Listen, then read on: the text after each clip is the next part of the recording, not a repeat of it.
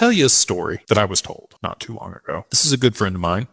I believe him nameless. He has a cousin that's a Uber driver, and he picked up this affluent family. You could tell that they had money just by the clothes that they were wearing. And he's driving back to the hotel in Orlando because they were at Disney World. And he gets to hear him talk a little bit in the back seat, and he starts to talk to him a little bit.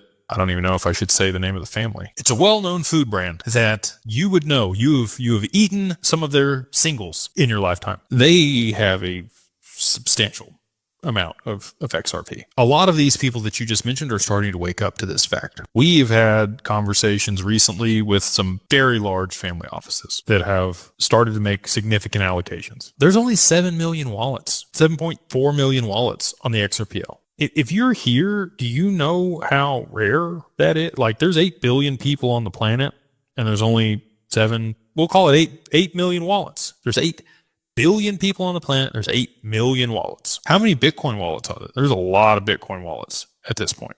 A lot of people own Bitcoin. Not that many people own XRP. Half those wallets are less than 100 XRP. Not that much XRP. It might be one day. Post price appreciation could be a lot of money. But anyway, here, the other thing is people that have already made a bunch of money. Do you know what their primary objective is? It's return of capital, wealth preservation. They're not going to take exorbitant risks or roll the dice on things with significant amounts of money to put themselves in a position to lose. You should only have to get rich once, okay? And they understand that. So this whole asset class is still risky to them. It's the Wild West. They're not even going to look at it. 62% of family offices have no allocation nor intention of making an allocation to crypto. 38% of family offices, $16 trillion globally out of the 10,000 plus family offices. There's 4 trillion of that are even looking at this asset class. Maybe 5 trillion out of 16. And those are the people that made their money through high risk return,